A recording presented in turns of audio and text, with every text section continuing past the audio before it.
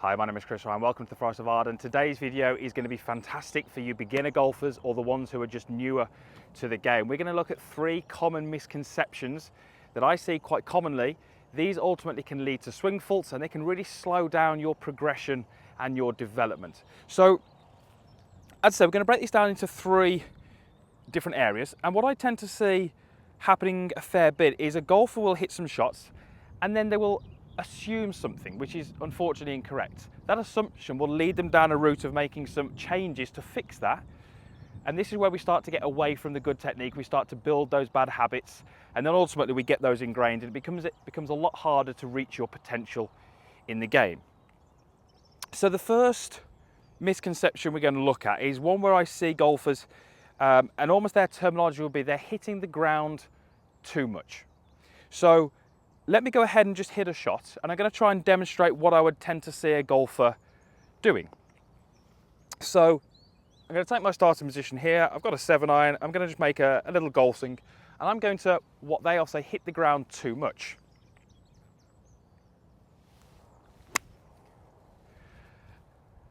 Okay, so the shot wasn't great. You saw it only went maybe 20 or 30 yards, didn't really look fantastic, and you can see just where I made contact with the ground here. So I've taken a divot. The ball was probably an inch this side of where the divot finished. So my divot there started probably some 3 to 4 inches before the golf ball. This would be an incredibly common shot for beginner golfers. Their instinctive response would be they've hit the ground too much. This is not necessarily the case.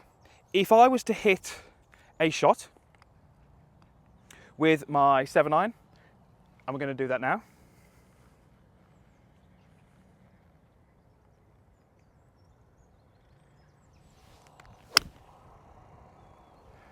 Now hopefully you can see from the camera that was a much better strike, a much better shot. I got a lot more distance. That divot is bigger than the one before. So on that particular shot, I hit the ground much harder. I hit the ground more than I did in the previous shot. So what we're really sort of discussing here is that when that golfer hits the ground early, their instinctive response is they've hit the ground too much. What we're actually going to sort of say is you've not hit the ground too much, it's just in the wrong place. So if a golfer believes that they've hit the ground too much, then the practice session progresses to the point where they're trying to miss the ground. And they're trying to miss the ground by pushing up with their body, maybe starting to straighten out some of the angles, flexing the arms is another common one, or in an attempt to miss the ground.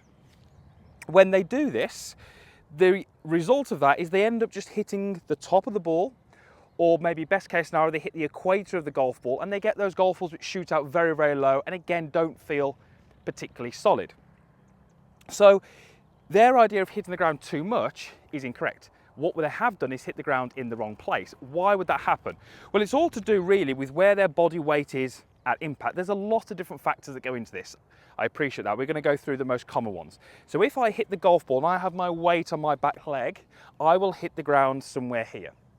If when I make contact with the ball, I've got my weight on my lead leg, I will hit the ground much, much later. So what we've got to try and do is get that golfer to continue hitting the ground. That's absolutely fine. But we have to control where it hits the ground. And we do that through body shape. We do that through maybe even concepts of just where that golf club should hit the ground. And we can start to get some much, much better quality strikes. If you watch any golf on TV, ladies tour, gents tour, European tour, seniors tour, whatever it may be, when you see them hitting their iron clubs, they take huge divots, but they're hitting the ground in the right place. And this is one of the skills that we need to develop as a beginner golfer. So if you feel like you hit the ground before the ball, do not think you hit the ground too much. You haven't. You've hit the ground perfectly fine. We just need to control where that is. Think about your body shape, think about where your weight is, and even have your focus target side of the golf ball. That is definitely going to help you strike the ball better and get some crisper iron shots. So, misconception number 2, and this is all to do with the golf club and how the golfer holds the golf club. What I often hear golfers saying in practice is they'll hit a shot which generally isn't the best shot they can hit, so it maybe would go excessively to the right, excessively to the left, and they will turn to me and they say, the club slipped in my hands. That's such a common thing that I hear golfers say to me when they're starting the game, the club slipped in my hands. So what they believe is that as they got down to this impact area here, the golf club twisted in their grip. They believe that that twisting caused the golf club to arrive in a different position to what they set it at address, that caused the ball to go to the right or to the left. So what do they do on their next few golf swings? They hold the golf club tighter. They apply more pressure to ensure that that golf club doesn't twist.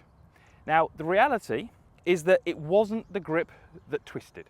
What actually happened was they made contact off center. So let's talk about the toe of the golf club, which is the bit furthest away from you. If I hit the golf ball from off center, what will happen is there will be some twisting of the golf club. So as I make contact with the toe area, the golf club will twist to the right, this way. That will cause, when I finish my golf swing, the club to feel like it's twisted in my hands. So let me hit a shot, and I'm going to hit this excessively off the toe of the golf club. So you can see there's my neutral hold with the golf club, hopefully fairly neutral. But if I make a golf swing and hit this excessively off the toe, this ball may shoot straight into those trees on the right, but let's have a go. Okay, that was a pretty poor strike. Now, if I point the club back to the camera, you can see just the difference in where that club is. I haven't changed my hold, but the golf club was twisted by, maybe some 45 degrees to the right. So, as an amateur golfer, if I think to myself, the club has slipped in my hands, I need to hold tighter, I'm then going to be over the golf ball with a lot more tension through my arms, a lot more tension through my shoulders, creeping through into the rest of my body. I'm not going to make the best golf swing I can make. It was not that the golf club or my grip slipped. It was more the fact that we hit off center, which caused the club to twist. That's what you felt in your hands. That's why the ball went out to the right. So again, it's the misconception leading to the wrong fix, which leads you down a route of more grip pressure, more tension, all those things that we tend to see from the golfers when they come for lessons with me. So there's our second misconception. Let's go on to the final one, which is all to do with ball flight. Yes, ball flight. So when you're a new golfer, you're starting out the game, you don't know much about maybe the technique, you don't know much about the mechanics of the golf swing. The only thing you've really got to guide you is the golf ball. If the golf ball goes to the right, if the golf ball goes to the left, it goes high, it goes low. That's what you're seeing when you practice. When you maybe go to the local driving range or the practice area, you see the golf ball, you react to the golf ball. So what I tend to see a lot of golfers struggling with is they perceive their ball flight to be too low. So I've got a 7-iron here, and if they go to the drive range and let's say there's a couple of people in the bays next to them or they've watched some golf on TV, they're going to have a pretty good understanding of how that ball should fly through the air with my 7-iron. They should have an idea roughly of the distance they may be looking to get and the height that they may be looking to get. And what we often see is that they hit their shot and they don't get that height. The ball often flies very, very low and doesn't look like maybe the person in the bay to the side of them or the people that they see on the TV.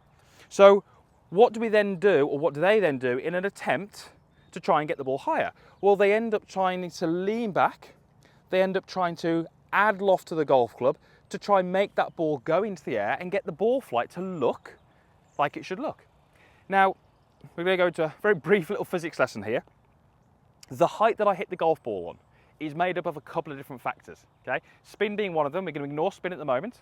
But the things we're going to look at is the launch angle, so that's the angle at which the ball takes off at, which is very much dictated, I should say, by the loft on the golf club, and then the speed that the golf ball has. So if you can imagine that I get two golf balls both taking off at this angle, but they have incredibly different speeds. The golf ball that has lower speed will begin to fall out the sky much sooner. The golf ball that has a lot more speed will continue to rise upward, upward, upward, upward, upward for a much longer period of time. Therefore, the golf ball that was hit harder would have a much higher ball flight and would look a lot more like we would expect to see. So if I was taking my 7-iron and I was making a golf swing where I put a lot less speed, you can see just how low that ball flight looked. But if I'm an amateur golfer, I may perceive that as it's too low. I need to get that ball higher. I then start to make some adjustments to my technique to try and get the ball in the air. And again, you can see how this is leading us down a route of something we don't want to go down. We actually don't mind that ball flight. We have to accept that that's the correct flight at the speed that I'm swinging. What I need to do in order to get that ball higher is just to get more speed, get the quality of strike better, and that will come with time as you become a little bit more comfortable with your golf swing and your own technique. What we don't want to do is instinctively try and make that ball go into the air, as I say, like the people that you maybe see in the bays next to you or the people that you see on TV. So those are three common things that I see. If you can imagine, we put those all into a golf swing. We have the golfer trying to miss the ground, which often happens when the arms are flexing such as this because they believe they hit the ground too much. They've almost got too much grip pressure because they think the grip is slipping when they hit the golf ball. And they're trying to make the ball go into the air by leaning back this way and having the weight on the back foot. So you can start to see how those traits can manifest themselves into a golf swing, which looks like we tend to see from the golfers who are very new to the game. For me, a lot of these faults are due to misconceptions or concepts. If we can improve those concepts and just give you a better idea about what you should be doing in practice, what you should be looking for, I think we can really speed up the development of your golf game, because you're not going to fall into the habits or fall into the traps that we see so many golfers falling into. So hopefully that's helpful. If you're a beginner golfer and new to the game, that might be useful. Even if you're a golfer who's established, some of those things might help you next time you practice. Let me know in the comments box. I'd love to hear your comments. Great to get your feedback, whether that video was helpful to you or not. Usual stuff is down below, comments box, like button, and also a link to subscribe to the channel if you're not a subscriber. I would urge you to do so. There's more videos just like this one coming each and every week, hopefully helping you develop your golf game and play the best golf that you can. Thanks for watching, and we'll see you again soon.